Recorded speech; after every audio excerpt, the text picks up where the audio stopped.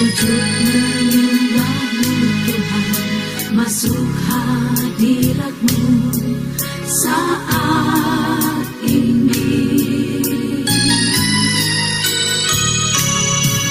Curahkan urapan-Mu Tuhan bagi jemaat-Mu saat ini.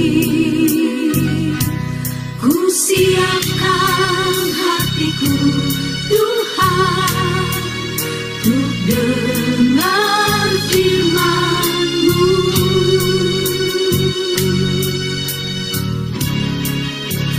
Firman-Mu Tuhan tiada berubah.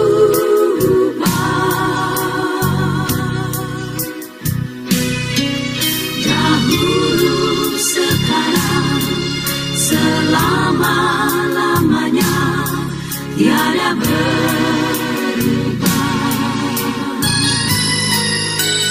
Firman-Mu Tuhan, penolong hidupku. Ku siapkan hatiku Tuhan untuk dengar firman-Mu.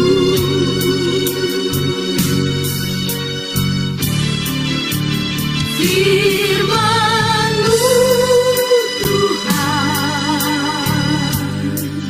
tiada berubah.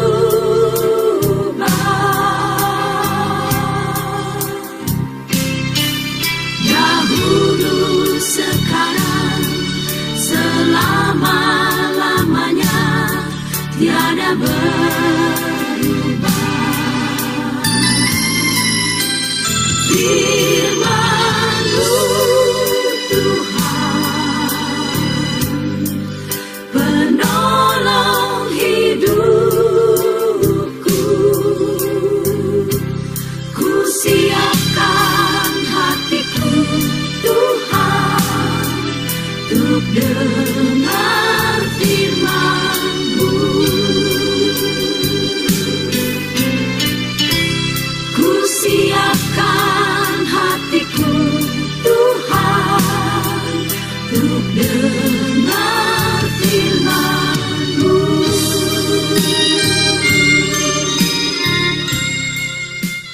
Minggu lalu Pendeta Umar sudah membawakan pelajaran yang seharusnya saya bawa. Dan minggu ini, hari ini kita akan lanjutkan pelajaran yang terakhir dari tentang Ka'bah ini, yaitu judulnya adalah Belajar Kasih Allah melalui Pelayanan Imam dalam Korban Penghapus Dosa dan Hari Pendamaian. Hari ini pelajaran ini sangat penting. Pertama, kita belajar bagaimana cara Tuhan mengajarkan kita kalau kita berdosa dan apa yang harus dilakukan supaya dosa kita diampuni. Yang kedua, hari ini kita belajar bagaimana cara Yesus melayani dengan cintanya kepada manusia. Mulai dari dia berada di halaman luar bait suci, di bilik suci, dan bilik maha suci. Dan yang ketiga, di sini kita belajar bagian-bagian penting dari setiap upacara yang dilakukan. Ini mengajarkan kita bagaimana kalau kita menghadap Tuhan, apa yang harus kita buat dengan benar. Baik, mari kita mulai bersama-sama. Ada dua sarana yang Tuhan izinkan lewat bait suci sebagai lambang pendamaian antara Allah dan manusia. Kita tahu dosa di Taman Eden membuat Allah terpisah dari manusia. Sama seperti jurang yang ada di tengah-tengah baik Allah dan di sini manusia. Dulu tidak ada jurang. Adam dan Hawa langsung menatap muka Tuhan, berbicara langsung, melihat wajah Tuhan. Tetapi dosa membuat ada jurang. Jurang itu sangat dalam, tidak dapat dilewati oleh manusia. Namun Allah selalu berusaha menjangkau manusia dengan caranya. Nah, lewat bait suci atau Ka'bah, Allah mengajarkan bagaimana pendamaian itu dibuat. Ketika manusia terpisah karena dosa, Allah mengajarkan bagaimana Allah mendamaikan Allah yang suci dan manusia yang berdosa. Caranya adalah lewat hewan korban. Jadi ketika orang berdosa, dia mau menerima pengampunan dan didamaikan, harus ada hewan korban. Harus ada hewan yang disembelih. Itu sebabnya waktu Adam dan Hawa jatuh dalam dosa, mereka bersembunyi karena mereka tidak bisa lihat lagi wajah Allah. Allah datang tidak lagi menatap mukanya, hanya suaranya. Dan mereka mencoba menutupi tubuh mereka dengan daun-daunan. Lalu Allah mengambil seekor domba. Di dalam Kejadian 3 itu ditulis, Allah mengambil seekor domba, menyembelihnya. Memang tidak ditulis secara detail kata per kata, tetapi di dalam ayat itu dikatakan, Allah menyematkan kulit binatang menggantikan daun-daunan untuk menutupi ketelanjangan Adam dan Hawa. Anda lihat, pertama kali terjadi penyembelihan hewan di dalam Taman Eden. Bayangkan, padahal Taman Eden itu tidak ada kematian, tidak ada onak dan duri. Adam dan Hawa hidup dengan kehidupan yang nyaman. Tetapi ketika mereka berdosa, hewan yang tadinya mereka pelihara, yang duduk dengan mereka, yang mereka elus-elus, baik domba, baik singa, baik ular, baik gajah, tadinya dekat dengan mereka. Tetapi pada waktu mereka jatuh dalam dosa, tangan mereka yang biasanya mengelus harus menyembelih seekor domba, dan kulitnya diambil oleh Tuhan untuk menutupi tubuh mereka yang telanjang. Karena daun-daunan tidak dapat menutupi tubuh mereka dengan baik. Untuk mendamaikan antara Allah dengan manusia, maka ada hewan korban. Di sisi yang lain, Allah ajarkan lewat bait suci untuk mendamaikan manusia dengan Allah, ada imam. Imam menjadi perantara. Manusia tidak boleh dapat pengampunan kalau tidak bawa domba ke Ka'bah, dan imam akan membantunya mengambil darah dari domba yang disembelih untuk dipercikkan di tirai di tengah-tengah bait suci. Jadi dua lambang dari bait suci, hewan korban dan imam menjadi pengantara. Imamat pasal 4 mengatakan hewan korban itu haruslah persembahan tanpa cacat dan noda. Tanpa cacat dan noda. Tidak boleh ada kekurangan apapun dari hewan yang mau dipersembahkan. Imam juga yang menjadi imam itu tidak boleh ada cacatnya. Nggak boleh ada cacat. Karena imam besar itu dari keturunan Harun, maka harus dipilih yang tidak punya cacat boleh menjadi imam besar. Kenapa? Karena baik domba atau hewan yang dipersembahkan maupun imam itu melambangkan Yesus. Lalu, hewan yang dikorbankan adalah lambang pengorbanan Yesus. Imam adalah lambang pelayanan Yesus. Nah, mari kita lihat kemarin Pendeta Umar berhenti di pelajaran nomor 19. Sekarang kita masuk halaman ke-20 dan kita akan kupas tuntas sampai selesai. Ada 5 jenis persembahan yang wajib dibawa oleh setiap orang ketika mereka pergi ke Ka'bah di waktu-waktu tertentu, ya. Ada satu yang korban persembahan pertama namanya korban bakaran. Korban bakaran ini adalah korban yang biasanya dilakukan setiap hari. Jika ada orang yang mau bawa korban bakaran diizinkan. Ya, mereka bawa lembu, domba, kambing, burung merpati. Pokoknya ini adalah hewan yang dibakar. Dan tidak ada di sini sisa dari hewan yang disembelih itu yang dimakan atau dibawa pulang. Semua harus habis di atas mesbah. Lambang dari korban bakaran itu artinya adalah penyerahan total, dedikasi kepada Tuhan. Misalnya, ada om dan tante merasa saya harus berkomitmen lagi kepada Tuhan setelah hidup saya selama ini tidak benar. Maka kalau om dan tante hidup di zaman perjanjian lama harus membawa namanya korban bakaran.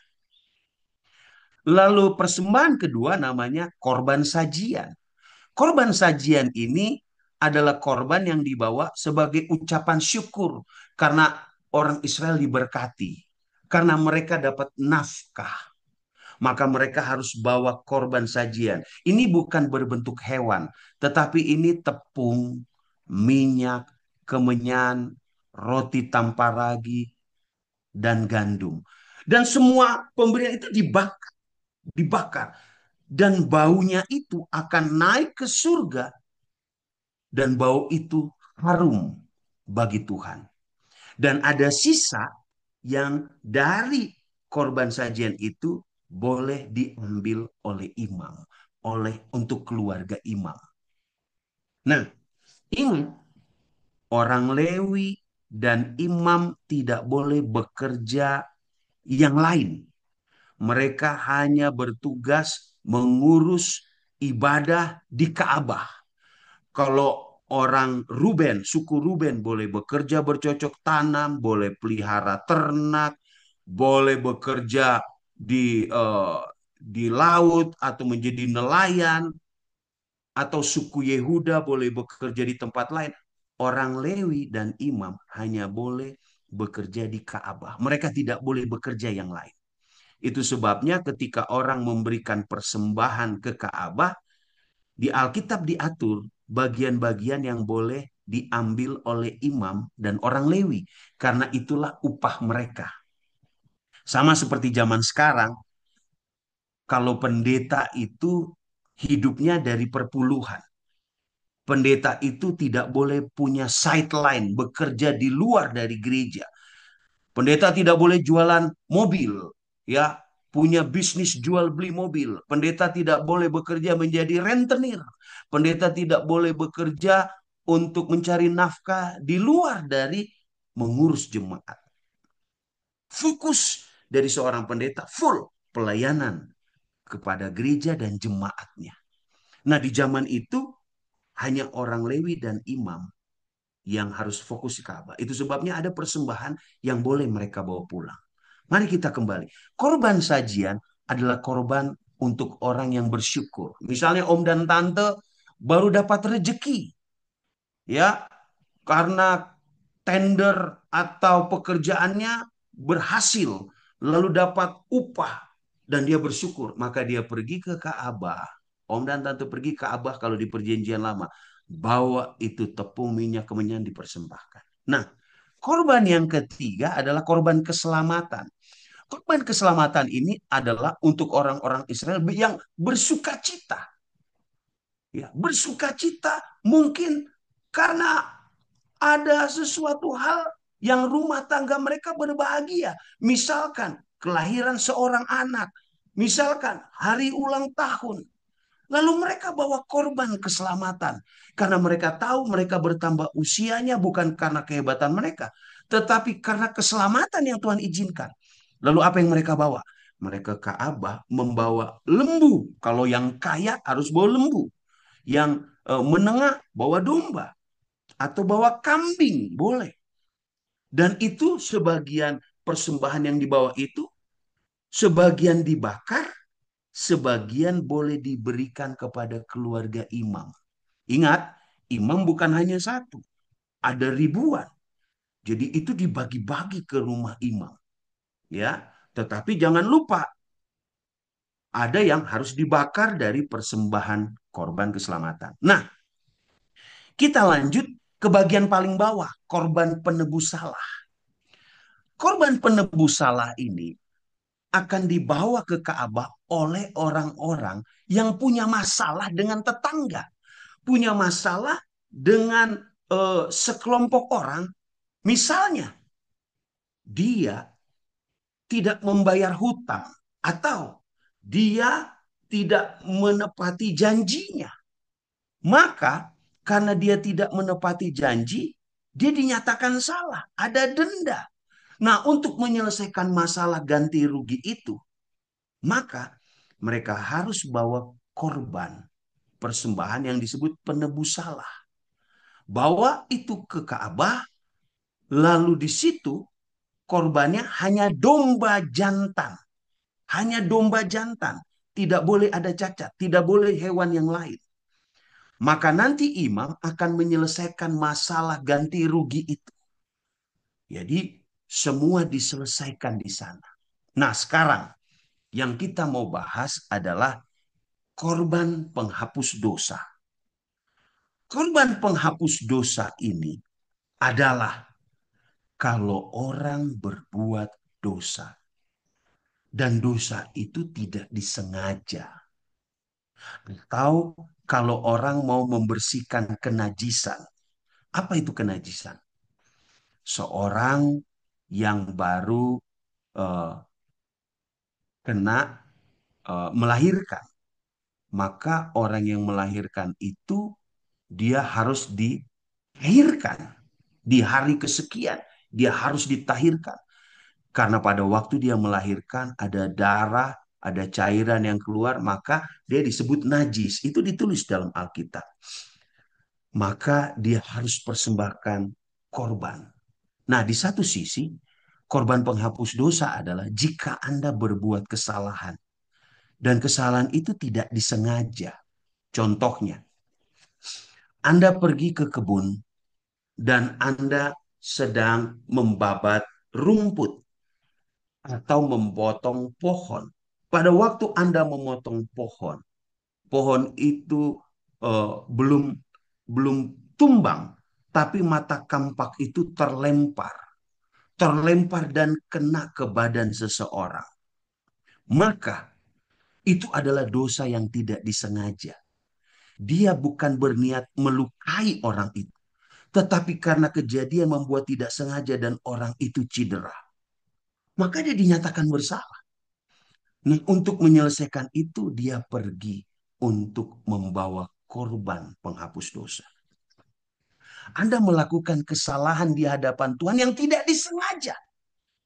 Saudara, kita harus akui bahkan kadang-kadang kita melakukan dosa tidak disengaja. Ya, kita punya kata-kata berbohong, tapi bisa juga berbohong yang tidak disengaja. Itu bisa terjadi. Nah, kita berjalan, lalu kita lihat ada satu benda, kita tidak tahu punya siapa. Benda itu kita ambil karena tidak ada nama pemiliknya. Dan kita bawa pulang. Kita tunggu-tunggu orang yang punya tidak cari-cari. Dan akhirnya kita gunakan benda itu. Lalu tanpa sengaja tiba-tiba orang yang mencari itu datang kepada kita. Kamu lihat gak benda yang saya punya jatuh? Lalu saya ingat, aduh itu sudah saya ambil, sudah saya gunakan. Ikuti, itu tidak sengaja kita ambil barang orang. Maka apa yang harus dilakukan untuk orang-orang yang melakukan dosa tidak sengaja? Mereka pergi ke Ka'bah membawa korban penghapus dosa. Maka jenis korbannya itu adalah untuk orang kaya dia harus lembu jantan. Untuk orang yang kurang dari kaya dia bisa kambing jantan. Untuk orang miskin dia bisa burung merpati. Bahkan untuk yang paling miskin dia bisa membawa tepung untuk menghapus dosa. Nah, mari kita lihat proses dari orang yang berdosa tanpa disengaja. Ketika dia bawa korban dari rumahnya menuju ke bait suci. Bagaimana prosesnya? Dan proses ini mengajarkan kita apa yang kita harus lakukan kalau kita berbuat salah. Mari kita lihat. Di dalam buku Imamat, tujuan dari penghapus dosa, korban penghapus dosa adalah untuk mengampuni dosa orang yang bersalah yang dilakukan tanpa sengaja. Ingat, tanpa sengaja. Maka dia harus membawa korban ini. Dan korban penghapus dosa juga untuk membersihkan kenajisan diri. Mari kita lihat eh, apa jenis korban yang dibawa. Lihat, kalau untuk imam besar. Jadi imam juga, saudara, bukan berarti karena imam itu petinggi di Israel, lalu dia tidak pernah berdosa. Jangan lupa, imam juga manusia. Maka imam juga bisa jatuh dalam dosa. Sama seperti pendeta. Pendeta boleh saja dia khotbah begitu bagus mengajak kita untuk datang kepada Tuhan. Tapi pendeta juga manusia. Bisa saja pendeta marah di rumah, menyakiti hati istri. Nah, kalau pendeta berbuat dosa tidak disengaja atau imam membuat dosa tidak sengaja, maka korban yang harus dibawa itu lebih mahal, lebih besar. Dia harus bawa lembu jantan muda yang tidak bercacat. Kalau dia seorang pemimpin atau raja, maka dia bawa kambing jantan. Lihat, harganya berbeda. Lembu dan kambing. Kambing lebih murah. Tapi dia seorang pemimpin kalau dia bersalah. Misalnya dia seorang pemimpin di dalam kelompok, maka dia harus bawa kambing. Kalau dia rakyat biasa seperti saya, apa yang harus dibawa kalau saya melakukan dosa tidak sengaja? Dia harus bawa kambing atau domba betina yang tidak bercacat. Kalau orang kurang mampu, oh, dia tidak bisa beli lembu, dia tidak bisa beli kambing, dia tidak bisa beli domba, maka Tuhan izinkan dia bawa burung merpati atau burung tekukur yang nanti harus disembelih. Nah, sangat miskin, tidak punya apa. Tuhan itu maha pemurah. Tuhan bilang cukup bawa tepung yang terbaik dan minyak dan kemenyan. Karena itu murah. Apa yang kita pelajari dari jenis-jenis persembahan ini? Saudara, setiap dosa ada harga yang harus dibayar. Jadi jangan pernah berpikir kalau Anda buat dosa, itu tidak ada harga yang dibayar. Harganya bukan masalah uang, tetapi ada harga pengorbanan yang Anda harus keluar. Sehebat apapun Anda menutupi dosa Anda, Tuhan ajarkan lewat pelajaran ini, Anda harus membayar dengan harga yang sesuai, setimpal dengan dosa Anda. Pelajaran yang lain dari jenis persembahan adalah mau dia orang kaya, mau dia orang miskin, kalau dia berdosa dia tetap harus bayar harga itu. Tetapi Tuhan itu maha pemurah. Ketika orang miskin berdosa, Tuhan juga memberikan kesempatan kepada dia untuk diampuni. Pernah terjadi, kalau Anda ingat, ketika kita belajar tentang gereja dalam masa kegelapan, ketika oknum-oknum yang tidak jujur di gereja mengubah hukum Tuhan, ya, mengubah hari peribadatan, membuat patung masuk dalam gereja. Ada aturan yang pernah dibuat di zaman kegelapan di tahun 538 sampai 17 sekian. Orang yang berdosa kalau mau diampuni harus membayar dosanya. Kalau dia dosanya banyak, maka bayarnya mahal. Kalau dosanya murah, dia juga murah. Tapi harus ada uang yang cukup besar. Pelajaran dari jenis persembahan mengajarkan kita. Di mata Tuhan. Apakah kita kaya, apakah kita miskin. Apakah kita orang pintar, apakah kita orang bodoh. Tapi kalau kita tahu kita salah, Tuhan itu memberikan kesempatan buat kita untuk mendapatkan pengampunan. Nah, sekarang pertanyaannya begini. Pendeta Gary tadi bilang, pelajaran yang sebelumnya mengatakan, kalau orang berdosa bisa diampuni kalau ada darah yang tercurah.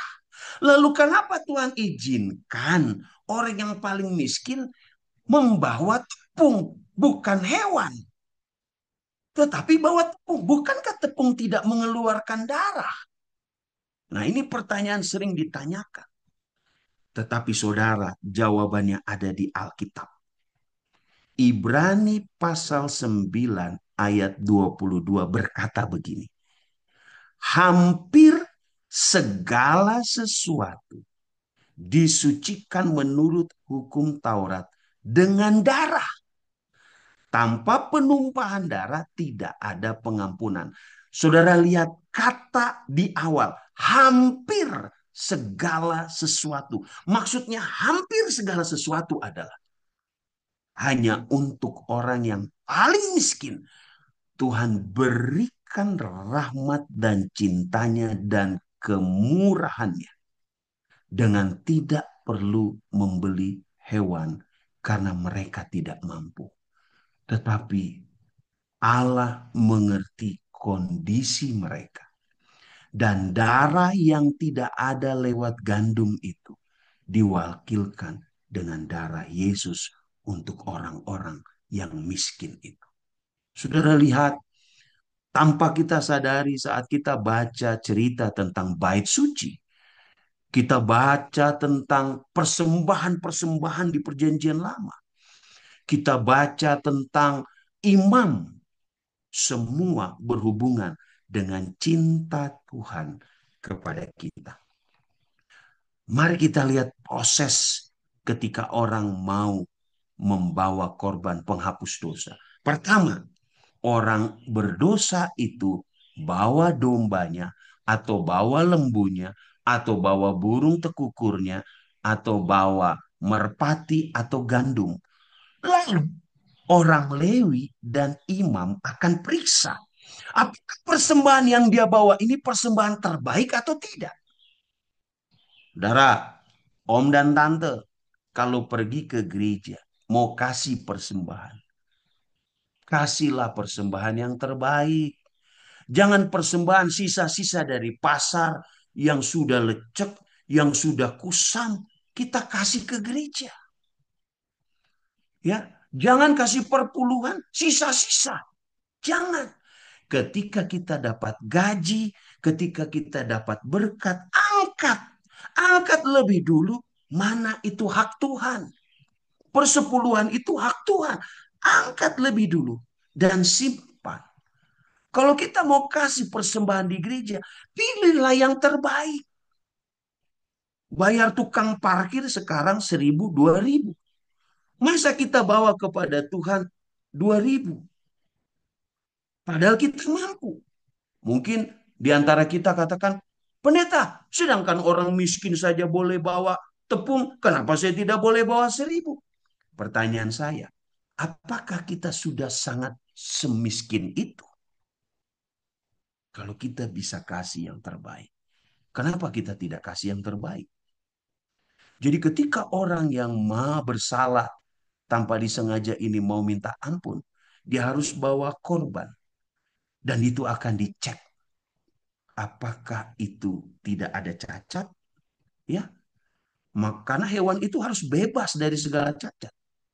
Ya, akan diuji, dipastikan. Oh, ini layak. Maka akan dilanjutkan dengan proses kedua. Apa proses kedua? Proses keduanya adalah orang berdosa menaruh tangannya di atas hewan atau persembahan yang mau dibakar. Harus ditaruh tangannya di sana. Lalu ketika dia taruh tangannya di sana, dia harus ucapkan dosa apa yang dia telah buat. Lihat, seringkali kalau kita berdoa, minta ampun dosa, seringkali kita cuma bilang, Tuhan, saya punya dosa banyak sekali hari ini. Apapun itu Tuhan, ampuni semuanya. Lalu Anda bilang begini, Pendeta Giri kan Tuhan Maha tahu. Dia kan tahu apa saja yang saya buat hari ini. Kan saya bisa saja simpulkan dalam satu kalimat. Ampuni semua dosa saya yang begitu banyak hari ini. Amin. Saudara, Tuhan memang Maha tahu. Tetapi kenapa orang berdosa itu harus menyebutkan dosanya? Karena disitulah dia menyadari bahwa dia telah melakukan dosa dan harus mengakui dosa. Banyak orang berbuat salah tapi tidak mau mengakui dosa. Ada suami buat salah sama istri tapi tidak mau minta maaf sama istri. Nanti besoknya dia senyum-senyum. Dia bilang, maafkan ya. Tapi tidak mau akui apa kesalahannya. Besok dia ulang lagi. Begitu juga istri. Dia buat salah. Harusnya kita akui kesalahan kita. Dan jangan lupa, setelah kita akui, kita stop. Itu sebabnya kenapa orang berdosa harus bawa korban, lalu taruh tangan di atasnya. Karena waktu dia taruh tangan di atasnya, dia harus sebutkan apa dosanya. Pengakuan dosa pribadi harus dilakukan. Lihat itu. Untuk menunjukkan niat pertobatan di hadapan Tuhan. Sekarang mari kita lihat. Ada satu orang pergi ke Ka'bah. Lalu dia bilang, Tuhan, saya banyak dosa. Saya akui itu. Ya, saya datang, saya minta ampun ya Tuhan untuk semua dosa saya. Saya percaya Tuhan ampuni. Lalu dia amin, dia pergi. Lalu ada orang lain datang. Tuhan, saya begitu berdosa di hadapan. Saya telah menyakiti hati istri saya. Saya mengucapkan kata kasar untuk dia. Saya telah menyakiti hati anak saya. Saya telah membuat dia marah dalam hatinya kepada saya. Tuhan, saya tidak jujur ketika saya dapat gaji. Saya tidak jujur untuk angkat persepuluhan. Tuhan, saya tidak jujur ketika saya menolong orang lain. Harusnya saya bisa kasih 10, tapi saya cuma kasih 1. Mana yang, apakah Anda lihat niat pertobatan di sana ada perbedaannya? Ada perbedaannya. Orang yang datang cuma bilang, ya ampunilah. Sama orang yang datang mengakui kesalahannya. Niat pertobatan itu ada pada orang yang golongan kedua yang saya kasih contoh. Begitu juga dengan Anda dan saya. Ketika kita mengakui dosa, kita harus kata apa dosa yang kita telah lakukan. Kalau kita berbuat dosa sama Tuhan, apa yang kita buat? Kalau kita bersalah kepada sama manusia, jangan cuma datang, sorry ya, yang penting kamu sudah tahu ya, saya minta maaf ya, maafkan ya. Katakan, saya minta maaf mama, saya sudah ngomong kasar sama mama. Saya minta maaf Dedi, saya sudah memperlakukan Dedi tidak baik tadi pagi. Ketika Dedi minta susu panas, saya kasih Dedi dengan kemarahan. Kan? Karena disitulah terlihat niat pertobatan. Saudara, apakah ada orang Israel yang datang tidak jujur, ditolak eh, persembahannya? Iya, itu terjadi kepada Kain. Itu juga pernah terjadi kepada orang-orang Israel yang tidak jujur di hadapan Tuhan. Lihat, kalau kita jujur, domba atau persembahan itu lambang di mana kita mengakui dosa kita kepada Yesus. Lalu proses berikutnya, setelah bawa domba dicek, lalu menumpangkan tangan, maka orang berdosa itu yang harus menyembeli domba, menyembeli hewan. Kalau dia cuma tepung, dialah yang harus membuat tepung itu sama seperti hewan korban. Dia yang harus sembelih. Nah, Anda bayangkan, sekarang saya bisa gambarkan. Domba yang tidak berdosa, Anda pegang kepalanya, Anda taruh hewan itu di tanah, lalu Anda potong lehernya.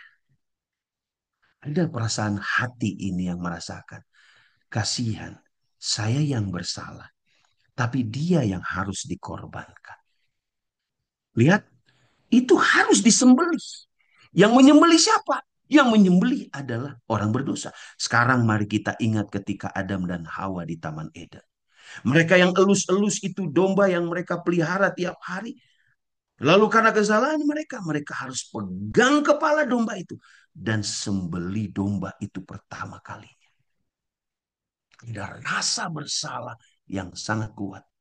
Lalu apa yang terjadi? Imam, pada waktu disembelih, imam akan ambil wadah untuk menampung tindakan menyembelih hewan ini adalah mengakui bahwa dosa pantas dihukum dengan kematian. Lihat itu. Dosa itu upahnya adalah kematian. Tetapi hewan atau persembahan yang dibawa menjadi pengganti harga penebusan. Saudara lihat, harusnya Anda dan saya yang mati. Tetapi Tuhan ajarkan, engkau tidak perlu mati, tetapi ada lambang di sana. Korban persembahan. Dialah yang akan menjadi pengganti. Memikul dosa-dosa kita. Saudara, siapakah hewan pengganti itu lambangnya kalau kita berdosa? Yesus. Sudah lihat, pada waktu Anda berdosa, Anda sedang menyalibkan Yesus kembali di kayu salib. Setiap kali Anda berbohong, Anda sedang membiarkan tangan Anda memaku itu di tangan Yesus kembali. Kenapa? Karena itulah pengganti. Harusnya Anda yang mati, tetapi Yesus yang mati. Lalu kelanjutannya, pada waktu hewan itu disembelih, imam menampung darahnya dalam sebuah wadah. Lalu, apa yang dilakukan oleh imam? Maaf, saudara-saudara, saya matikan dulu, ada telepon ini yang masuk. Boleh ambil ini. Jadi waktu darah mengalir, imam akan menampungnya. Lalu apa yang imam buat? Ya. Nah, coba lihat. Ada bedanya darah yang diambil untuk penebus dosa ya dengan yang lainnya. Pada waktu orang berdosa, darahnya diambil, maka imam mencelupkan jarinya ke dalam darah. Lalu Anda lihat di mesbah bakaran itu, di setiap pojok ada tanduk-tanduk. Jadi ada 4 tanduk. Maka darah yang ada di jarinya itu akan dioleskan di setiap tanduk-tanduk yang ada di mesbah bakaran, mesbah untuk bakar domba. Ditaruh di sana, ya.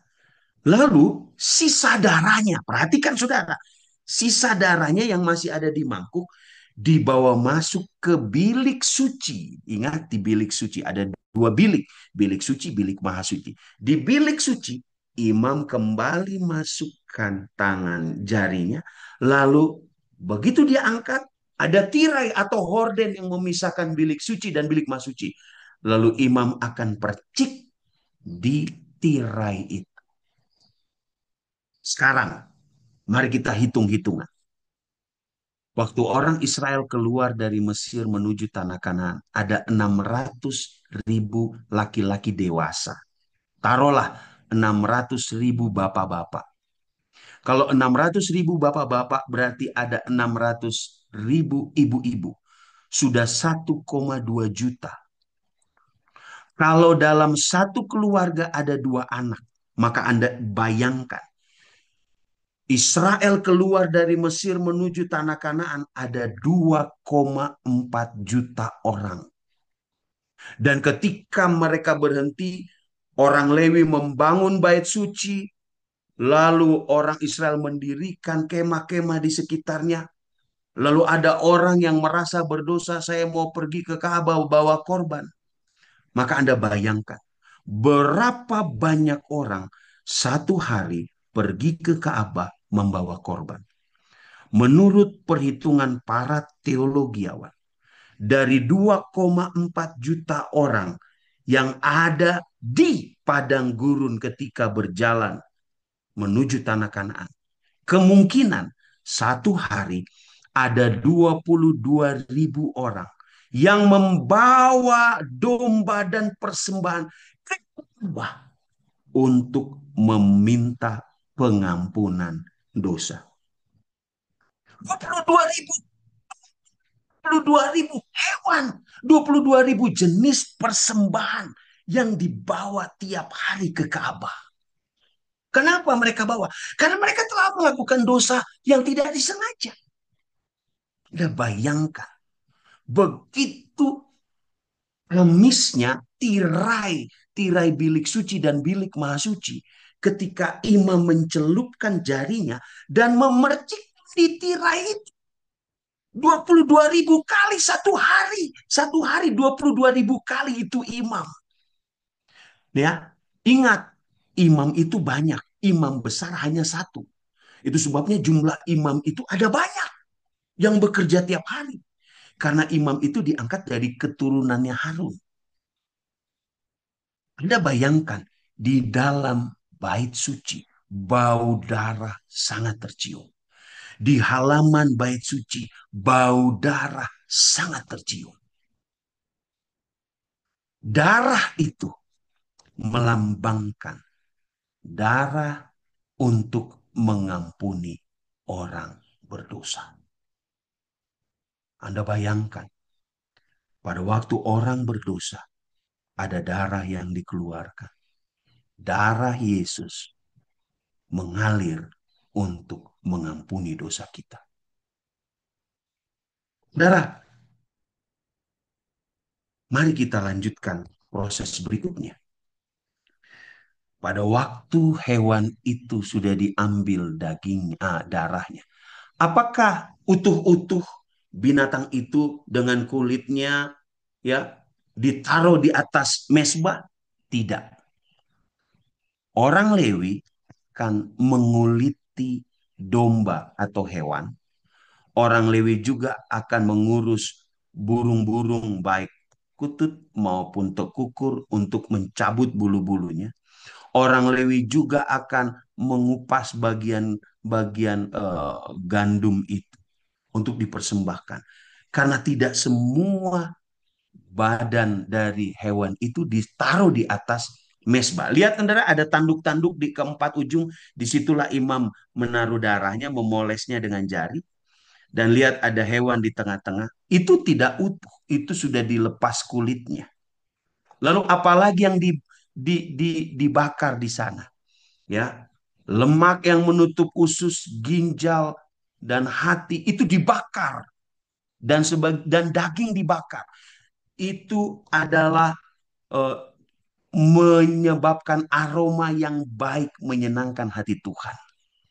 Lihat, korban persembahan itu dilambangkan aroma yang menyenangkan bagi Tuhan dan menandakan unsur pengorbanan yang dipersembahkan kepada Tuhan. Lemak tidak boleh dibawa pulang oleh imam. Lemak itu harus dibakar. Makanya di dalam buku Perjanjian Lama, dalam buku Imamat, lemak itu tidak boleh dimakan, saudara. Haram orang makan lemak. Lemak itu harus dibakar. Karena itu kepunyaan Tuhan. Itu ditulis dalam Alkitab. Dan apa yang menjadi milik Tuhan tidak boleh diambil. Pernah nggak pendeta? Ada imam yang curi persembahan yang harusnya milik Tuhan, lemak. Kalau Anda ingat cerita Imam Eli. Imam Eli dalam cerita di buku Hakim-Hakim dan buku Samuel. Imam Eli punya anak dua. Anaknya bekerja sebagai imam. Tetapi apa yang terjadi ketika orang membawa korban persembahan, mereka curi lemak milik Tuhan. Lalu mereka ambil buat diri mereka. Apa yang terjadi dengan imam yang berbuat jahat itu? Mereka mati di bait suci ketika mereka melayani. Jadi saudara, tidak boleh main-main ketika kita beribadah. Tidak boleh main-main ketika itu persembahan Tuhan. Masih ingat Ananias dan Safira berjanji memberikan persembahan buat Tuhan. Tapi apa yang mereka buat? Mereka kasih persembahan, tapi mereka ambil sedikit buat mereka. Apa yang terjadi dengan Ananias dan Safira? Mereka mati ditampar oleh malaikat Tuhan. Mati seketika itu juga. Yang saya mau katakan, kalau kita sudah berjanji kepada Tuhan, maka kita harus kasih kepada Tuhan. Tidak boleh hal-hal khusus untuk Tuhan kita ambil untuk diri kita dan kita tidak persembahkan. Lalu apa yang terjadi? Nah, bagian hewan tidak semuanya dibakar, tapi ada bagian hewan yang dibuang. Apa saja? Ada bagian daging yang diangkat yang tidak boleh dimakan, itu juga dibuang. Ada kulit, tulang dan jeroan-jeroan yang tidak boleh itu harus dibuang, ya. Untuk persembahan penghapus dosa, banyak dari bahan tersebut dibawa keluar dari perkemahan dan dibakar. Sementara persembahan lainnya, persembahan damai bagi bagian tertentu boleh dimakan oleh imam. Jadi kalau ada bagian yang harus dibuang, itu tidak boleh dipersembahkan. Itu harus dibuang. Lihat, apa maksudnya? Pemisahan ini melambangkan pemurnian dari dosa dan kekudusan yang harus dijaga dalam ibadah kepada Tuhan. Bagian terakhir. Ketika semua proses sudah dilakukan, apakah orang yang berdosa ketika datang di Ka'bah akan diampuni? Kitab mengatakan, ketika orang berdosa membawa korban, mengakui dosanya, imam melanjutkan persembahannya ke mesbah persembahan yang dibakar, mesbah pembakaran, dan melanjutkannya ke bilik suci untuk memercikannya, maka orang berdosa yang pulang itu sudah diampuni dosanya. Saudara bayangkan, saudara punya dosa sangat banyak. Saudara telah melakukan dosa perzinahan. Saudara telah melakukan pembohongan. Saudara telah menyembah berhala. Saudara telah melakukan dosa dusta. Saudara telah mengingini istri orang lain. Tapi saudara datang pergi ke Ka'bah. Mengakui semuanya. Melakukan apa yang diikuti. Dosa saudara dipindahkan ke hewan atau persembahan itu. Dan darahnya dipercikkan di bilik suci. Maka saudara pulang. Saudara dianggap Tuhan tidak berdosa. Lihat betapa Tuhan ajarkan kita proses pengampunan. Jadi ketika kita berdosa, kita datang kepada Tuhan. Yesus yang mengambil pikulan kematian itu. Dan saudara pulang sebagai orang yang diampuni dosanya. Bukankah pelajaran ini mengajarkan kita betapa baiknya Tuhan itu kepada kita? Lihat, semua yang dipersembahkan di dalam persembahan pengampunan dosa melambangkan. Saudara lihat, saya ulangi sebentar. Saya kasih saudara perhatikan, saya buat pakai laser point.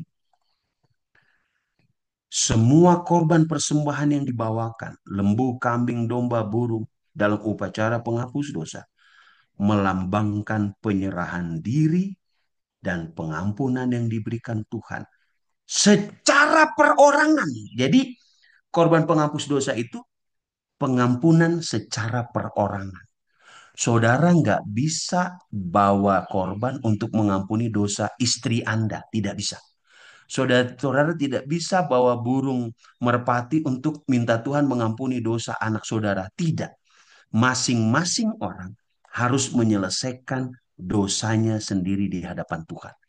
Walaupun saya pendeta, ya, saya berkhotbah, tapi saya tidak bisa menyelamatkan istri dan anak saya.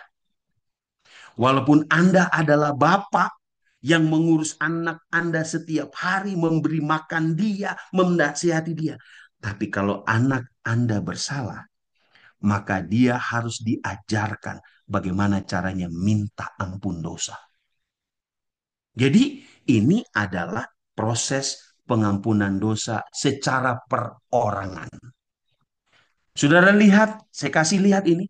Bagaimana cara pengampunan itu diberikan. Anda datang kepada Tuhan lewat pintu gerbang, satu-satunya pintu, karena Yesus adalah satu-satunya pintu keselamatan. Lalu Anda berada di halaman bait suci. Apa yang Anda bawa? Persembahan. Kalau Anda adalah seorang imam, Anda bawa itu lembu. Kalau Anda adalah seorang pemimpin, Anda bawa kambing. Kalau Anda orang biasa, Anda bawa domba. Lalu apa yang Anda buat? Anda bertemu dengan imam. Anda menaruh tangan Anda di atas domba. Anda menyebutkan dosa-dosa Anda. Anda menyembelih. Imam menampung darahnya. Imam berjalan melewati tiga peralatan Ka'bah dan memercikannya di tirai yang ada di sini. Lalu imam keluar lagi. Lalu menyatakan bahwa Anda orang yang sudah diampuni. Anda datang ke Ka'bah hanya dengan iman. Dan Allah turun dari surga memberikan kasih karunia. Maka Anda pulang dari Ka'bah, Anda adalah orang yang diampuni. Dan proses itu hanya terjadi di halaman dan sampai batas ruangan bilik suci saja. Tidak pernah masuk di bilik maha suci, hanya di bilik suci saja. Nah, sekarang kita masuk di hari yang spesial. Namanya Hari Pendamaian atau Yom Kippur. Orang Israel sebut Yom Kippur. Mari kita lihat apa yang berbeda dari upacara Hari Pendamaian dengan upacara penebusan dosa. Mari kita perhatikan baik-baik. Hari Pendamaian atau Yom Kippur adalah hari di mana upacara pengampunan dosa untuk seluruh bangsa Israel. Lihat bedanya. Kalau penghapusan dosa, korban penghapusan dosa itu hanya untuk dosa pribadi. Tapi kalau hari pendamaian itu dosa seluruh bangsa Israel. Jadi imam bukan mewakili perorangan. Imam mewakili seluruh orang Israel. Masuk ke bilik, bukan bilik suci, tetapi bilik maha suci. Untuk minta pengampunan seluruh orang Israel. Mari kita lihat. Hari pendamaian dilaksanakan untuk mendapatkan pengampunan pada seluruh bangsa Israel. Dari dosa-dosa yang menumpuk. Nah, lihat ini saudara. Bedanya dosa yang diampuni di hari pendamaian dengan dosa yang diampuni ketika orang Israel membawa korban pengampunan dosa. Kalau korban pengampunan dosa adalah untuk mengampuni dosa yang tidak disengaja. Tetapi kalau hari pendamaian untuk mengampuni dosa yang Anda sembunyikan. Dosa yang Anda tidak akui. Mari kita bicara jujur. Apakah Anda pernah mengakui semua dosa Anda yang Anda lakukan di hadapan istri Anda? Apakah Anda secara jujur mengakui semua kesalahan Anda di hadapan teman baik Anda? Apakah ada anak yang mengakui dengan jujur semua kesalahan dan dosa-dosanya di hadapan orang tua mereka? Saya percaya masing-masing kita punya dosa kesayangan yang kita suka sembunyikan. Kita tidak mau orang lain tahu dosa kesayangan kita. Ya, ada om-om dan tante yang suka melakukan dosa kesayangan dengan bergosip. Orang lain tidak tahu, tapi hanya sahabat baiknya gosip itulah yang tahu. Ada orang yang suka nonton film porno sembunyi-sembunyi di belakang orang tua, di belakang pasangan hidup. Keluarganya tidak tahu. Ada orang yang suka ambil barang orang diam-diam. Tidak ada orang tahu. Dia ambil barang orang dari rumah tetangganya. Karena waktu itu dia masuk ke dapur rumah tetangganya, yang punya rumah tidak ada. Lalu dia ambil diam-diam. Disinilah di hari pendamaian. Semua dosa yang tidak diakui, dosa yang tidak terakui akan diampuni. Lihat, ini hari yang sangat penting.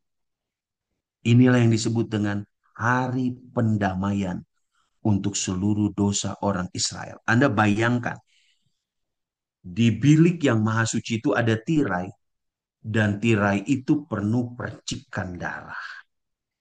Percikan darah itu adalah tumpukan dosa orang Israel perorangan. Maka di hari pendamaian, imam besar, bukan imam biasa ya, imam besar akan membawa semua dosa perorangan itu, termasuk dosa yang tidak diakui, yang hanya Tuhan yang tahu, ke bilik yang maha suci untuk mendamaikan semua umat Tuhan. Mari kita lihat proses pendamaian itu dilakukan. Hari pendamaian itu tidak seperti orang membawa korban penghapus dosa. Orang membawa korban penghapus dosa bisa setiap hari dia datang ke Ka'bah. Tapi hari pendamaian itu hanya 1 tahun sekali. Tepatnya tanggal 7 bulan Tisri. Bulan Tisri itu ini bulannya Israel. Tidak sama urutan bulan Israel dengan urutan bulan yang kita pakai. Tetapi kalau dibuat dengan kalender saat ini, maka itu sekitar bulan September dan Oktober. Hari pendamaian itu disebut Yom Kippur namanya dalam bahasa Ibrani. Hari pendamaian itu Yom Kippur. Nah, Anda baca dalam Imamat 23, 26 sampai 32. Itu hanya 1 hari penuh. 1 kali 24 jam. Nah, tanggal 7 bulan Tisri itu bisa jatuh hari Sabat, bisa jatuh bukan hari Sabat. Bisa dia hari Minggu, bisa dia hari Senin, bisa dia hari Selasa, bisa dia hari Kamis. Itu bisa terjadi. Tetapi Anda lihat dalam Imamat 23, 26 sampai 32. Hari Yom Kippur itu di dalam Alkitab disebut, mari kita baca. Pada tanggal 10 bulan ke-7 itu adalah hari pendamaian. Jangan kamu melakukan sesuatu pekerjaan. Itu harus menjadi sabat. Anda lihat, sabat itu hari beristirahat juga artinya. Bukan hanya hari ke-7, hari beristirahat. Jadi misalnya hari pendamaian itu jatuh hari Minggu. Maka hari Minggu itu bisa disebut sabat. Karena Yom Kippur, semua orang harus berhenti. Dan Tuhan bilang dalam buku Taurat, itu harus disebut sabat. Hari perhentian penuh. Kalau dia jatuh hari Senin, maka hari Senin itu menjadi sabat. Lihat perbedaannya. Ada om yang tanya, kalau sabat yang ditulis di Kolose, janganlah ada orang yang menanyakan kepadamu tentang sabat dan korban persembahan karena itu tidak diperlukan lagi. Kita sudah masuk di perjanjian baru. Tidak perlu lagi kita bahas sabat itu sudah dihapus. Anda lihat, ada perbedaan sabat Yom Kippur dengan sabat mingguan. Sabat Yom Kippur adalah hari yang bukan hari Sabat atau mungkin jatuh di hari Sabat. Dan Tuhan katakan itu jadi Sabat. Tetapi hari Sabat mingguan yang setiap jatuh di hari ke-7 itu hari yang tidak pernah berubah. Hari di mana kita tetap harus berhenti dari segala pekerjaan kita. Tapi hari Yom Kippur adalah hari di mana semua orang yang harusnya bekerja di hari Minggu atau Senin atau Selasa atau Rabu itu. Maka Tuhan bilang, kalau itu masuk ke hari Yom Kippur, kamu tidak boleh bekerja. Apa yang dilakukan orang Israel pada waktu Yom Kippur? Mereka semua harus tinggal di rumah selama 1 hari penuh. Lihat, itu sebabnya saudara, inilah menjawab pertanyaan saudara. Apa bedanya sabat yang Paulus tulis di buku Kolose dan sabat yang Tuhan tulis dalam buku Keluaran 20 dalam 10 hukumnya. Di 10 hukum itu sabat mingguan yang jatuh setiap hari ke-7, hari Sabtu, Saturday, atau dalam bahasa Ibrani disebut sabat.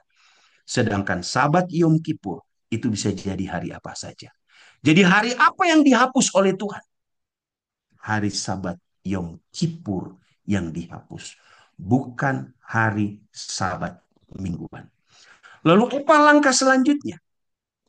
Hari pendamaian diadakan bukan hanya untuk mengampuni orang berdosa yang dosanya disembunyikan, tetapi juga untuk menyucikan bait suci dari kenajisan. Jangan lupa, ya, tirai itu penuh dengan darah dari dosa harian.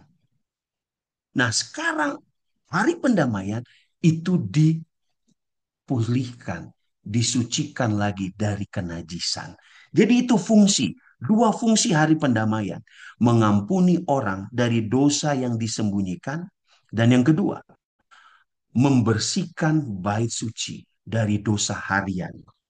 Mari kita lihat, upacara itu tidak boleh dipimpin oleh imam biasa. Tidak boleh dipimpin oleh orang Lewi.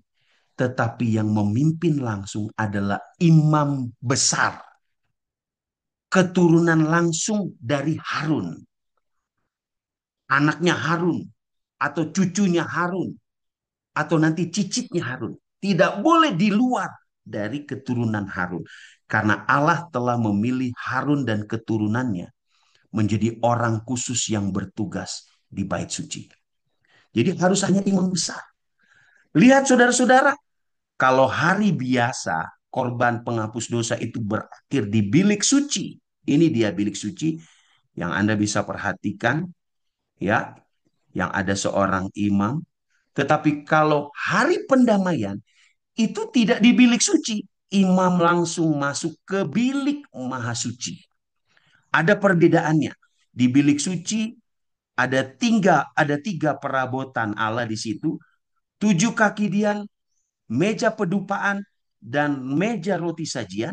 Sedangkan di bilik maha suci ada tabut perjanjian. Disitulah tempat Allah tinggal. Disitulah tempat Allah menunjukkan dirinya dengan cahaya kemuliaan. Di atas tabut perjanjian itulah, ya, tiang api dan tiang awan itu berdiri dan menghangatkan serta menyejukkan orang Israel di padang belantara. Jadi imam masuk langsung ke bilik maha suci. Mari kita lihat persiapan atau prosesnya. Lihat, saudara-saudara. Imam besar hari biasa memakai jubah seperti yang di sebelah kanan. Ada baju efod di tengahnya. Ada 12 mutiara di sana. Melambangkan 12 suku Israel dan melambangkan 12 murid Yesus. Tetapi pada waktu hari pendamaian, imam hanya boleh pakai kain lenan seperti ini. Putih polos. Imam harus gunakan pakaian itu. Lambang kerendahan hati. Dia tidak pakai hal-hal yang lain.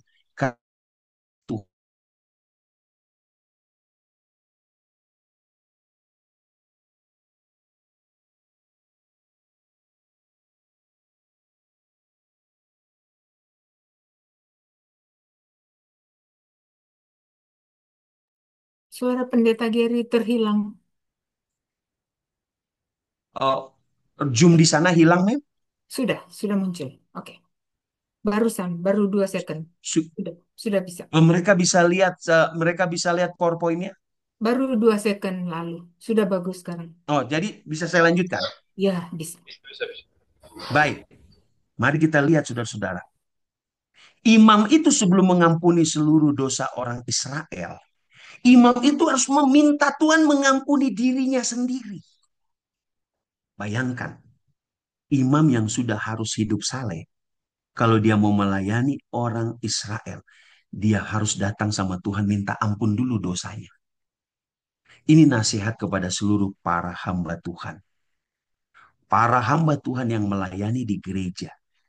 Sebelum Anda melayani Tuhan, maka Anda harus menyelesaikan dosa-dosa Anda di hadapan Tuhan. Tidak boleh seseorang yang berkelahi di jalan, lalu tiba-tiba dia seenaknya memimpin. Dia harus selesaikan dulu dosanya. Apa yang dilakukan oleh imam untuk menyelesaikan dosanya? Dia bukan hanya minta ampun untuk dirinya, dia minta ampun untuk kesalahan istri dan anaknya. Apa yang dia korbankan? Ingat, seorang imam kalau bawa korban dia harus lembu. Maka imam itu yang membawa lembu, menaruh lembu itu di atas, lalu disembeli lehernya, tangannya sendiri. Kalau yang kemarin, kalau yang harian kan orang berdosa. Ini imam itu yang sembeli sendiri, itu lembu. Lalu imam itu juga yang menampung darahnya. Lalu dia minta ampun dulu sama Tuhan. Dibakar itu, dia punya lembu, isi lembunya itu, bagian-bagian lembu itu dibakar. Lalu dia juga taruh itu darah di 7 tanduk. Lalu dia juga masukkan darah itu ke dalam. Tapi bukan percik ditirai. Tetapi dia masuk bilik maha suci dan percik itu di atas tabut perjanjian. Lihat, imam besar mempersembahkan lembu jantan untuk dirinya mengambil darahnya, memercikannya di atas tutup tabut perjanjian. Aplikasinya apa? Pemimpin rohani harus terlebih dulu membawa diri dalam kekudusan sebelum memimpin umat. Jika imam besar menyembunyikan dosanya, nah ini pertanyaannya. Bagaimana pendeta kalau imam itu tidak mengakui dosanya yang dia sembunyikan? Apa yang terjadi dengan imam? Alkitab menyatakan imam itu bisa mati di dalam bah. Tetapi puji syukur kepada Tuhan. Mulai dari Ka'bah diperkenalkan di zaman Musa sampai pada waktu Yesus mati dan tirai itu terbelah. Belum pernah ada seorang imam besar yang mati ketika melayani di bait suci. Artinya, imam besar itu telah menyelesaikan dosa-dosa pribadinya dengan Tuhan. Sekarang pelajaran selanjutnya. Setelah imam membersihkan dirinya dengan mempersembahkan lembu, lalu apa yang imam lakukan? Imam itu keluar lagi. Lalu ada 2 ekor kambing yang berwarna hitam dibawa ke pelataran bait suci, di halaman bait suci. 2 kambing itu akan dipersembahkan. 1 kambing akan disembelih, darahnya akan dipercikkan di tabut perjanjian, sedangkan 1 kambing akan dilepaskan di padang gurun. Apa maksudnya pendeta? Mari kita lihat. 1 kambing akan dibawa untuk disembeli, darahnya dipersembahkan sebagai simbol untuk mengampuni, meminta maaf atas dosa-dosa seluruh orang Israel, bukan perorangan. Darah dari kambing itu akan dibawa masuk ke bilik maha suci, dipercikkan di atas tabut perjanjian. Makna dari upacara itu adalah darah menjadi penutup dosa, memungkinkan Allah tetap tinggal di tengah umat yang berdosa. Harusnya Allah tidak bisa tinggal dengan orang berdosa. Tapi upacara pendamaian ketika darah kambing itu dipercikkan di atas tabut perjanjian, itu mengumumkan bahwa Allah tetap tinggal di tengah-tengah umat yang berdosa. Nah, sekarang pertanyaannya, siapa lambang kambing yang disembelih itu? Siapa lambang kambing yang tubuhnya harus dibakar itu, darahnya dipercikan itu? Itulah Yesus. Saudara, yang membuat kita masih hidup sampai hari ini padahal kita sudah melakukan dosa besar, itu adalah kasih Yesus yang begitu besar untuk kita. Darah Yesus yang telah tercurah di kayu salib untuk kita. Nah sekarang, bagaimana dengan kambing yang satunya lagi yang disebut dengan kambing Azazel? Kambing Azazel jadi imam setelah dia mempersembahkan darah kambing di atas tabut kerja. Imam itu keluar lagi, lalu imam akan datang ke kambing yang satunya. Lalu imam akan taruh tangannya di atas kepala kambing. Lalu apa yang imam lakukan? Imam mengakui semua dosa dan pelanggaran Israel selama setahun. Imam harus mengakui semuanya. Saudara-saudara, bagaimana orang Israel pendeta yang belum mengakui? Saudara tahu, tidak boleh ada satupun orang Israel yang tidak mengakui dosa kesayangannya. Dia harus mengakui itu kepada imam besar sebelum imam besar menjadi pengantara bagi dirinya. Saudara lihat, hal ini mengajarkan kita tidak boleh ada dosa yang disembunyikan. Dosa yang disembunyikan tidak akan pernah diampuni oleh Tuhan. Saya mau katakan kepada om dan tante dan kita semua yang hadir pada hari ini. Kalau masih ada di antara om dan tante yang sembunyikan dosa-dosa kesayangan. Dan dosa itu tidak segera diselesaikan dengan imam besar kita yaitu Yesus Kristus. Maka dosa yang kita sembunyikan itu tidak akan pernah dapat diampuni. Jadi akui. Saudara masih ingat Yakub? Yakub mengambil hak kesulungan Esau. Lalu Yakub lari, tidak minta maaf, dia pergi. Dia pikir kalau dia lari dosanya selesai. Tidak. Puluhan tahun dia hidup dalam penderitaan karena dosa yang dia tutup-tutupi itu terus mengejarnya. Lalu apa yang terjadi dengan Yakub? Dia harus selesaikan dosanya, mengakui itu di hadapan Tuhan dan meminta maaf kepada Esau. Begitu juga dengan kita. Jadi kambing Azazel itu, imam akan mengakui semua kesalahan orang Israel, mengakui semua kesalahan selama 1 tahun. Lalu setelah imam itu bicara, memegang tanduk dan mengakui semua, lalu kemana imam itu membawa kambing itu? Imam itu akan menuntunnya ke tempat yang paling jauh dan melepaskan kambing Azazel itu. Dia akan pergi entah kemana dan kambing itu telah menerima dosa orang Israel. Sekarang pertanyaannya, kambing Azazel itu lambang siapa? Lambang Yesus kah? Tidak. Kambing yang disembelih itu lambang Yesus. Karena Yesus telah mati menggantikan kita. Lalu kambing Azazel itu siapa? Kambing Azazel itu adalah lambang iblis. Iblis yang belum pernah mengalami kematian setelah dia menjatuh dalam dosa.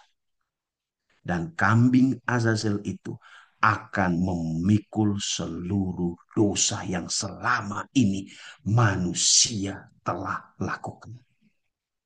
Hampir 6.000 tahun dunia telah jatuh dalam dosa. Dan siapa dalang dari setiap dosa? Iblis. Maka nanti iblis yang akan memikulnya. Saudara, nanti kita belajar di pelajaran Daniel lebih dalam tentang hal ini. Kemana iblis diasingkan oleh Tuhan pada waktu hari pendamaian itu selesai. Nanti kita akan bahas. Tapi kita lanjutkan. Makna dosa-dosa Israel secara simbolis dipindahkan jauh. Menunjukkan pembersihan menyeluruh. Seluruh orang Israel. Baik perorangan maupun seluruh bangsa. Dianggap tidak berdosa lagi di hadapan Tuhan. Tuhan Allah yang sangat maha baik. Lalu apa yang dilakukan? Di bagian setelah imam menyelesaikan korban buat dirinya dan keluarga, lalu imam mempersembahkan korban pendamaian untuk seluruh Israel. Belum selesai, ada lagi yang harus dilakukan. Apa itu? Imam besar akan mengganti pakaiannya. Di mana diganti? Di dalam bait suci dia ganti. Tetapi di dalam bait suci itu juga dia sudah taruh pakaian yang lain. Jadi dia tanggal Semua pakaian yang dia pakai untuk upacara perdamaian itu dia tanggalkan. Lalu dia pakai pakaian yang lain. Ya. Lalu setelah dia ganti pakaian, dia keluar. Dia masih lagi mempersembahkan korban. Korban apa yang terakhir? Domba. Domba yang dia serahkan. Lemaknya menjadi bau yang harum di hadapan Tuhan. Maknanya adalah persembahan terakhir itu komitmen ulang kepada Allah. Bahwa mereka telah dipulihkan, diberikan hati yang baru, maka mereka akan mempersembahkan hidup mereka secara total kepada Tuhan. Itulah arti dari persembahan yang ketiga. Jadi bayangkan, di hari pendamaian itu, ada lembu yang dikorbankan untuk minta ampun imam dan keluarga, ada 2 kambing, satu dikorbankan dengan sembelih, satu dilepaskan di padang gurun, dan yang ketiga ada domba yang disembelih sebagai kesediaan komitmen kita setelah diampuni, maka kita akan hidup secara total kepada Tuhan. Baik, apa yang dilakukan orang Israel ketika imam melakukan upacara di hari pendamaian? Kita lihat baik-baik. Seluruh orang Israel berhenti dari segala pekerjaannya. Tidak melakukan aktivitas kerja apapun. Dan hari perhentian itu, baik dia jatuh di hari Sabat, atau dia jatuh di hari Minggu, Senin, Selasa, Rabu, Kamis, dan Jumat, maka hari itu juga disebut Sabat. Mereka tidak boleh lakukan pekerjaan apapun. Lalu, ada satu waktu di mana mereka berkumpul di perkemahan mereka masing-masing. Mereka tidak boleh pergi ke bait suci. Ingat, orang Lewi pun tidak boleh pergi ke bait suci. Imam biasa pun tidak boleh pergi ke bait suci. Siapa yang hanya pergi ke bait suci? Hanya imam besar mengerjakan sendirian. Lalu apa yang mereka lakukan? Mereka berada di rumah masing-masing, di tenda masing-masing. Berdoa. Berdoa untuk siapa? Berdoa, ya Tuhan, ketika imam membawa dosa yang saya suka sembunyikan, biarlah Tuhan ampuni dosa saya. Tuhan ampuni dosa orang-orang lain, dosa istri saya. Lihat, keluarga-keluarga itu perorangan. Berdoa di dalam tenda. Tuhan tolong berkati imam, imam yang sedang bekerja. Sekarang saya mau bertanya, mereka berdoa untuk imam. Kenapa mereka berdoa untuk imam? Karena imam itu mewakili mereka. Imam itu mewakili mereka, sedang membawa dosa mereka di hadapan Tuhan untuk didamaikan. Jadi imam menjadi pengantara untuk seluruh bangsa Israel. Kalau yang harian, imam hanya mewakili satu orang. Tapi di hari pendamaian, imam mewakili seluruh bangsa Israel. Ya, mereka berpuasa di hari itu.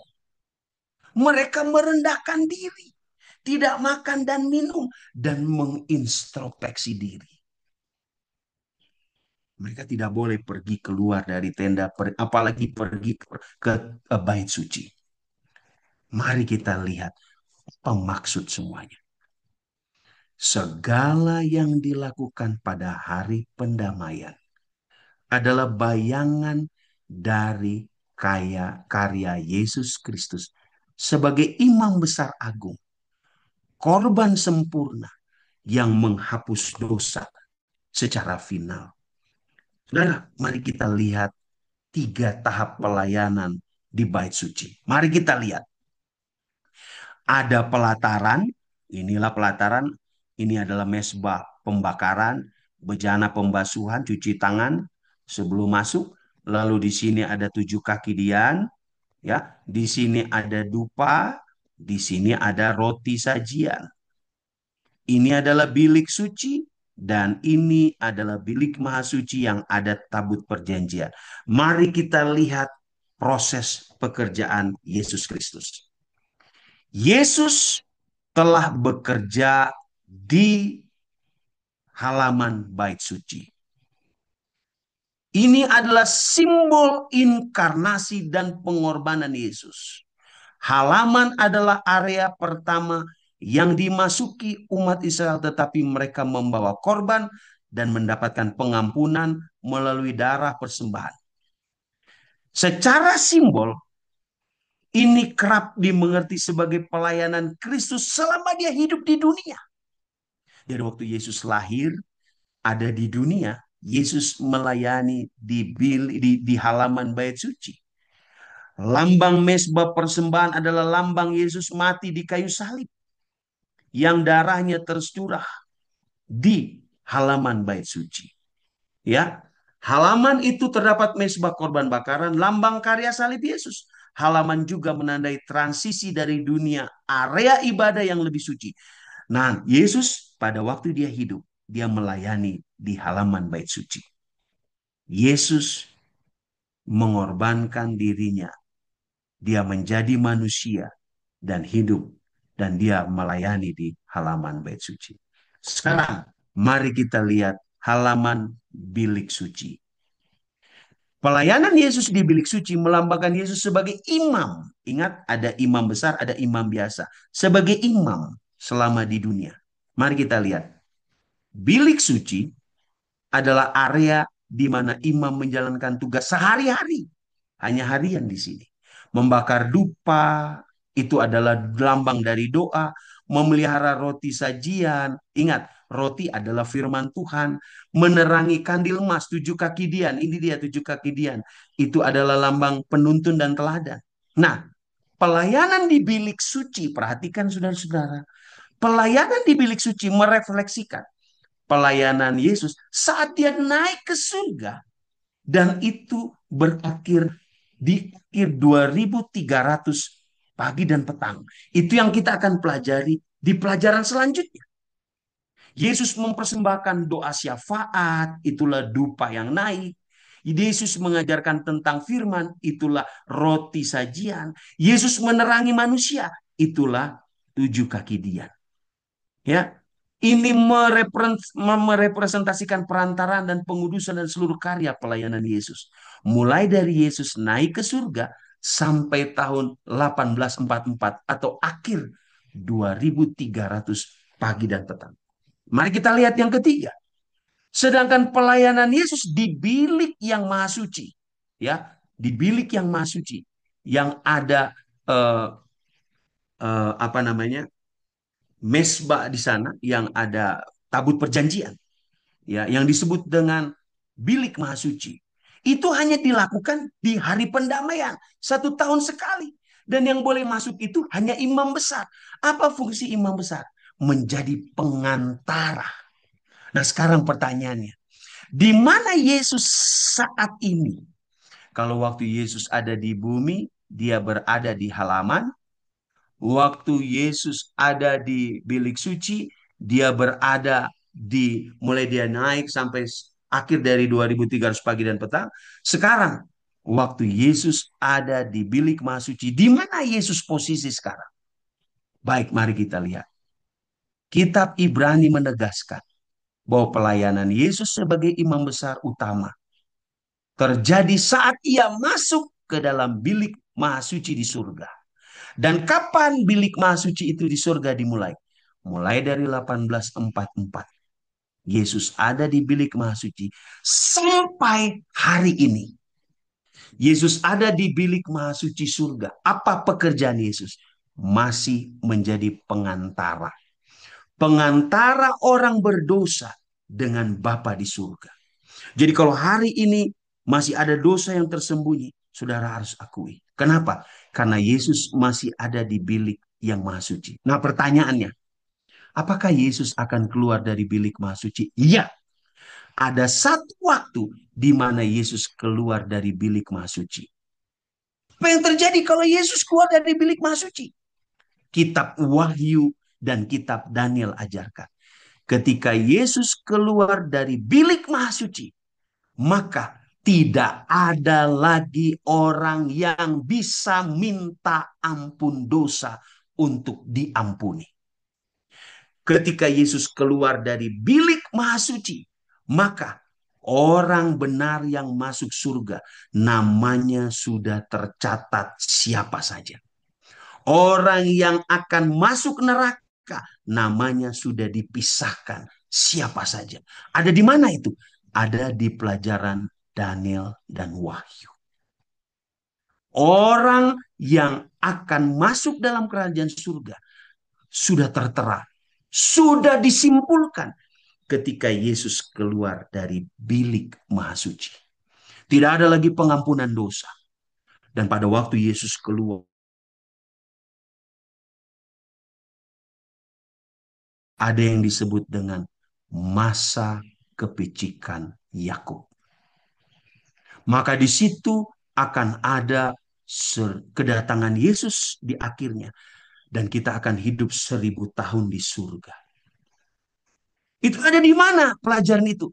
Ada di Daniel dan Wahyu. Nih sekarang, pendeta, kalau masa 1000 tahun, orang jahat akan mati dan berada di kubur. Orang benar akan dibangkitkan dan hidup di surga. Lalu kemana setan itu ada? Itulah lambang dari kambing Azazel. 1000 tahun setan akan diasingkan. Dalam bahasa lambang, dia akan diasingkan. Dia tidak dapat menggoda siapapun. Semua dosa orang Israel dan dosa seluruh isi dunia telah ditimpakan kepadanya. Maka dia akan diasingkan. Dari mana kita belajar itu? Dari buku Daniel dan Wahyu. Itu sebabnya pelajaran kita berikutnya adalah pelajaran tentang Daniel dan Wahyu. Mari kita simpulkan pelajaran kita selama 3 pertemuan terakhir tentang cinta Allah dalam bait suci. Semua apapun yang di dalam bait suci melambangkan tentang proses keselamatan yang Tuhan mau ajarkan kepada manusia lewat Yesus Kristus. Yesus adalah pintu gerbang satu-satunya ketika orang berdosa masuk dalam bait suci. Yesus adalah mesbah korban bakaran karena dia telah mengorbankan tubuhnya di kayu salib. Yesus adalah bejana pembasuhan. Imam harus mencuci tangannya. Dengan kelahiran baru kita memperoleh keselamatan. Yesus adalah meja roti sajian. Yesus adalah roti hidup. Dia adalah firman. Yesus adalah 7 kaki dian. Dia adalah terang dunia. Yesus adalah mesbah dupa. Doa-doa kita naik ke hadapan Yesus. Dia menerimanya. Yesus adalah tabir atau tirai yang memisahkan bilik suci dan bilik masuci. Ya, ingat di situ tempat darah dipercikan yang bau amis. Ya, itulah aksesnya. Nah, ada satu hal yang tadi saya lupa masukkan. Hari pendamaian adalah hari pembersihan bait suci. Nah, sekarang pembersihannya itu bagaimana? Pembersihannya bukan berarti tirai itu diturunkan lalu disikat pakai air dicuci. Tidak. Tirai itu tetap ada darah.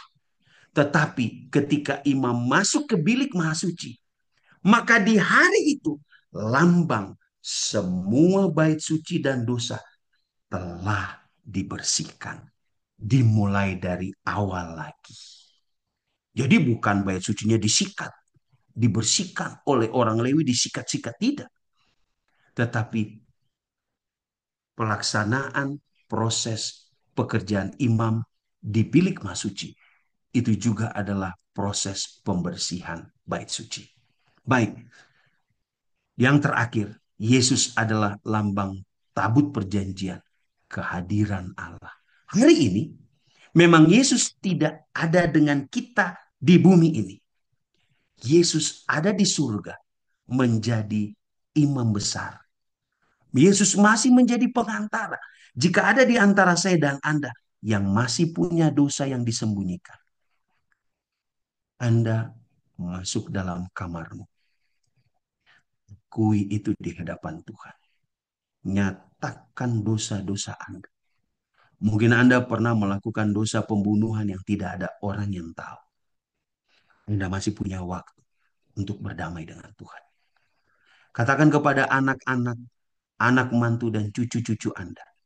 Siapapun yang berdosa hari ini sebesar apapun dosanya, Yesus masih ada di bilik maha suci. Dia masih menunggu kita untuk menyelesaikan dosa-dosa kita. Maka yang harus kita lakukan adalah datang kepada Dia, mengakui, jangan menutupi, menyatakan apa dosa kita.